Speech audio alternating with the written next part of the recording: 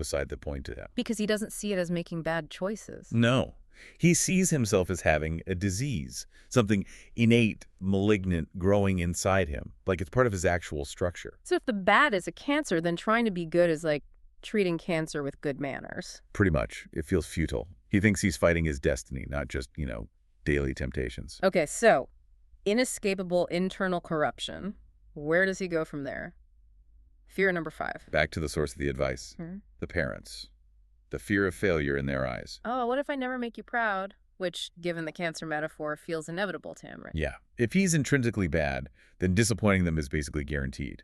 The internal state dictates the external failure. And that brings us to the final what if, number 6, which loops back and confirms the whole cycle. Oh, what if I keep spiraling down?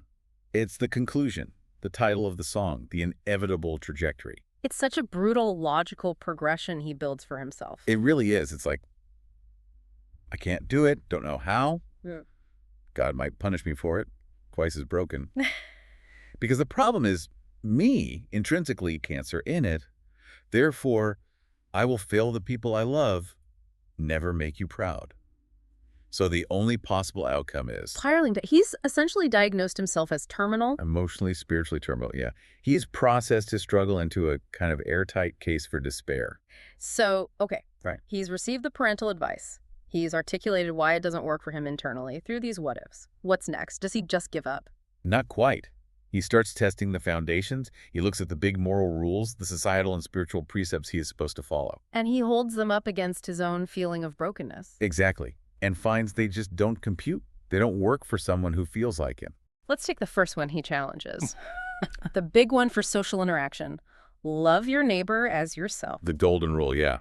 Foundational stuff. But his response is just so painfully honest. He says essentially, well, I don't really like myself. And adds, I'm not one for making friends. Which is just, wow. He immediately identifies the prerequisite, doesn't he? Totally. The rule assumes a baseline of self-acceptance, even self-love, that you then extend outwards. But if you don't have that baseline, But you actively dislike yourself. then the equation falls apart. You can't give what you don't have.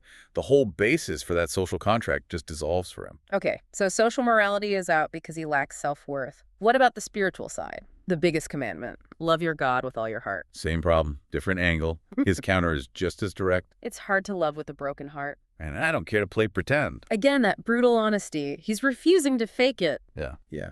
He's saying, look, wholehearted devotion requires, well, a whole heart. If mine feels shattered, broken, then any love I offer would be incomplete, maybe even false. A pretense. And he won't offer that. Yeah. He refuses the hypocrisy, even if it means rejecting the commandment. So this really feels like the ultimate roadblock then. The core advice, do what you know you should do right, it rests on this assumption that he's a functional unit, right? Whole person, yeah. Yeah. Ready and able to act morally, spiritually. But because he feels, self-hating and heartbroken, the task isn't just hard, it feels impossible. Literally impossible. He circled all the way back to that first fear, I don't know how. But now it's not just ignorance. It's layered with this crushing awareness that the entire system of morality feels built for people who aren't. Which leads to that final, almost desperate plea in the lyrics. It's directed right at the figurehead of faith itself. Jesus, what if I don't know how? Just lays it bare. After everything, that's where he lands. It encapsulates the whole journey, doesn't it? Mm. Tried the rules, tested the laws, realized his internal damage prevents him from ever succeeding. It's a cry of complete spiritual impotence. So we've traced it from that straightforward, almost simple parental advice. Born of love and fear. Right, to this incredibly complex, layered internal struggle mapped out in those what-ifs. And that constant refrain, I'm spiraling down. It's the sound of despair winning. It's the sound of good intentions and clear rules just, breaking against the wall of internal brokenness. And the reason this resonates, I think, the reason we wanted to do this deep dive, it's because that struggle is so universal, isn't it? Absolutely. Maybe not always this intense or articulated this way, but that gap between knowing what's right, what you should do, and feeling you have the internal capacity, the self-worth, the wholeness to actually do it. That's a human struggle. We've all felt that disconnect at some point, surely. Definitely. It shows that sometimes knowing the path forward is completely useless if you feel like your legs are broken. If your internal footing just isn't there.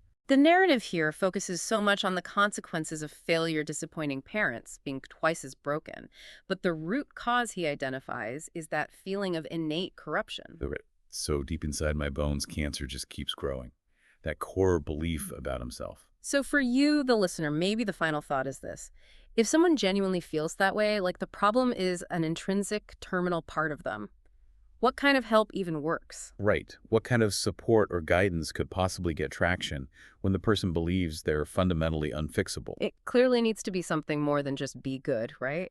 What does healing even look like when the person feels the disease is part of their very bones? And maybe even more fundamentally, how do you help someone build enough self-worth to even begin to engage with concepts like loving your neighbor or loving God when they start from a place of, I don't really like myself? Tough question. Something to think about.